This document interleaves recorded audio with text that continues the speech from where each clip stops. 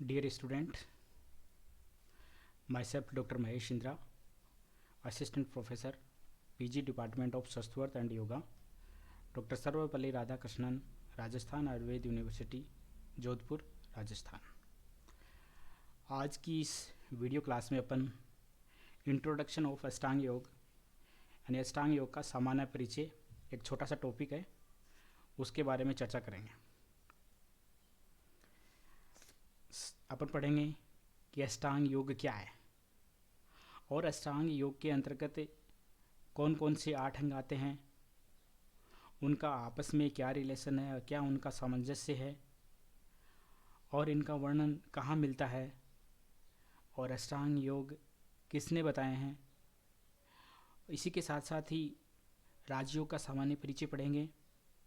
राजयोग में कुल कितने पाद हैं, कितने पादों में राजयोग को विभक्त किया गया है और प्रति पाद में कितने सूत्र हैं और किस किस पाद में किस किस विषय वस्तु का वर्णन किया गया है, इसके बारे में अपन अध्ययन करेंगे। तो सबसे पहले अष्टांग जो योग है वो महर्षि पतंजलि द्वारा वर्णित है। पातंजल योग सूत्र में अष्टांग योग का वर्णन मिलता है। अष्टांग योग के कौन से मूल 8 अंग हैं, इसके बारे में पातंजल योग सूत्र में बताया गया है कि यम, नियमा, आसन, प्राणायाम, प्रत्याहार, धारणा, ध्यान, समाधियो, अष्ट वंगानी। तो ये 8 अंग बताए गए हैं अष्टांग योग के। फिर इनको विभक्त किया गया है बहिरंग योग और अंतरंग योग। बहिरंग योग में क्या है और अंतरंग योग में क्या है, ये इसके बारे में अपन आगे पढ़ेंगे। तो 8 अंग कौन कौन से हैं, कौन कौन से 8 कंपोनेंट हैं, वो हैं yama, restrictions, niyama, observances, asana, physical postures, pranayama, regulation of breath, pratyahara, withdrawal of mind from external objects, dharana, concentration on one object, dhyana, meditation और समाधि, सुप्रीम हार्मोनी। तो सबसे पहले अपन बात करेंगे कि यम क्या है, नियम क्या है। तो यम और नियम वास्तव में अपन बात करें तो यम और नियम है वो रूल्स एंड रेगुलेशंस हैं, राइट और रॉन्ग है, डूज और डोंट। मतलब ये पूर्व क्रम कह सकते हो आप इनको। ये प्रथम और द्वितीय अंग जो बताया गया यम और नियम, ये व्यक्ति को योग में साधने के लिए उसको उस दिशा में प्रेरित करने के अंग हैं। यानी वो अपने आप को प्रिपेयर करता है करने के लिए, उसको क्या सिद्धि के लिए। तो ये उसके प्राथमिक मूल अंग बताए हैं। देन आसन यानी फिजिकल पोस्चर्स, ठीक है, इसमें अपन शरीर स्थैर्य के लिए, फिजिकल फिटनेस के लिए अपन आसन करते हैं।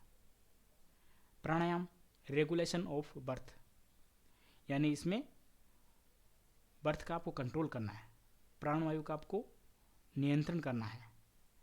आसन में फिजिकल बैलेंस हो गया, शरीर की स्थिति का बैलेंस हो गया। देन प्राणायाम में अपन उसको माइंड को बैलेंस करेंगे, प्राणायाम में प्राणवायु का नियंत्रण करेंगे। इससे पूर्व के वीडियो लेक्चर्स में भी अपन बता चुके हैं कि प्राणवायु का अहम रोल है।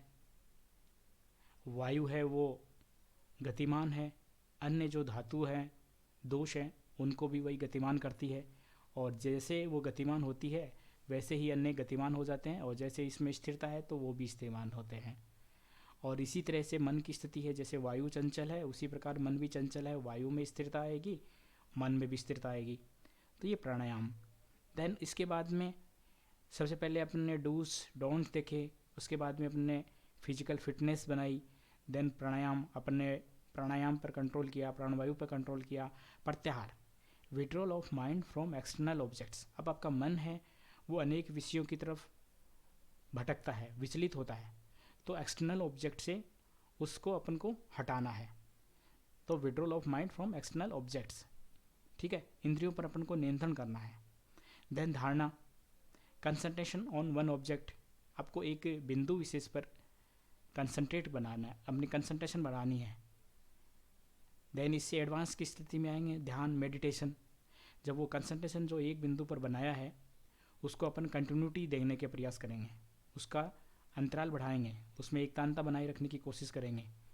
देन समाधि, सुप्रीम हार्मोनी, अंतिम जो अवस्था है वो समाधि है, जिसमें व्यक्ति शून्यता की स्थिति में हो जाता है, मोक्ष प्राप्ति की ओर व्यक्ति बढ़ जाता है, असंप्रज्ञात समाधि कैवल्य की ओर बढ़ जाता है, और यही मोक्ष है। इस तरह ये 8 अष्टांग के अंग बताए गए हैं जो व्यक्ति को यम से लेकर समाधि की तरफ लेके जाते हैं। इसमें थोड़ा सा और क्लियर किया गया है कि यम और नियम क्या है। यम और नियम अपन वास्तव में देखें तो इथिकल प्रैक्टिसेस है, मतलब आपके नीति विषयक हैं, आप नैतिक विषय इनको बता सकते हो, ठीक है, क्या आपके लिए सही है, क्या आपके लिए गलत है। ये जो विषय हैं यम और नियम है, क्या आपको करना है, क्या आपको नहीं करना, इनका बारे में यम नियम बताते हैं। देन आसन और प्राणायाम है, वो आपकी फिजिकल प्रैक्टिसेस के लिए है, आपकी शरीर बॉडी बैलेंस के लिए, फिजिकल फिटनेस के लिए आसन और प्राणायाम। देन प्रत्याहार है, वो सेंसोरियल प्रैक्टिसेस है, आपका इंद्रिय निग्रह है, इंद्रिय कंट्रोल है, इंद्रियों पर जय प्राप्त करनी है, इंद्रियों पर विजय आपको प्राप्त करनी है, इंद्रिय आपके नियंत्रण में रहें, इसके लिए आपको प्रत्याहार का अभ्यास करना है। देन नेक्स्ट अपन आते हैं धारणा, ध्यान और समाधि।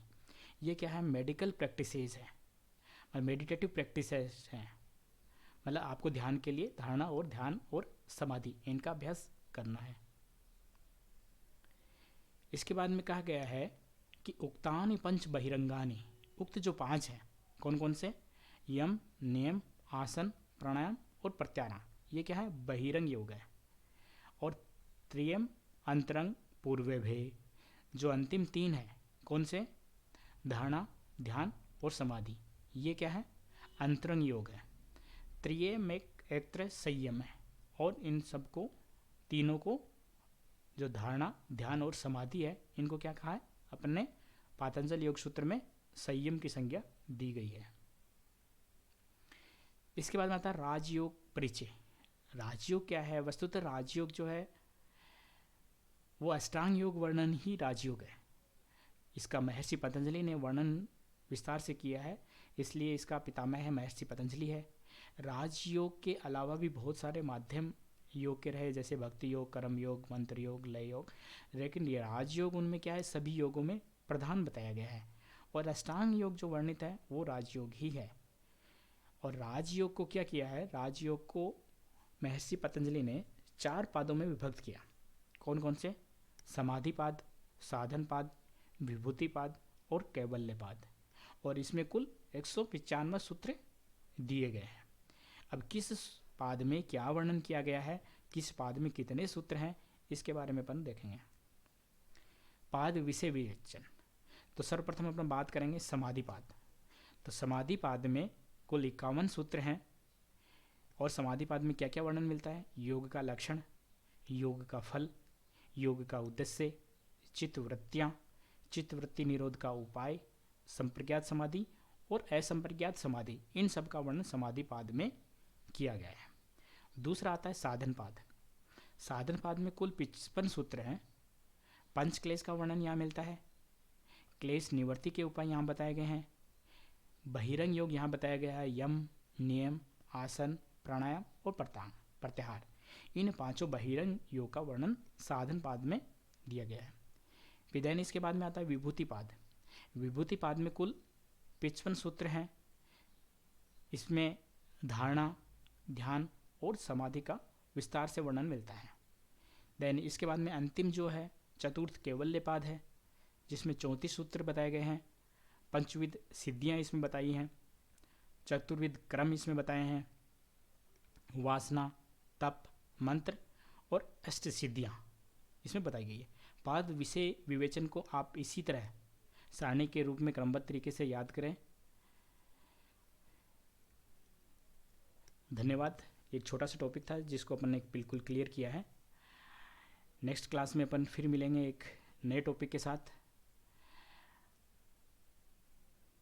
इस विषय से संबंधित अगर किसी छात्र का कोई क्वेश्चन हो, कोई कमेंट हो, कोई ओपिनियन हो, तो mahesh_ndr4@gmail.com, ये व्हाट्सएप नंबर 9928833120 पर अवश्य भेजें। धन्यवाद। Thank you.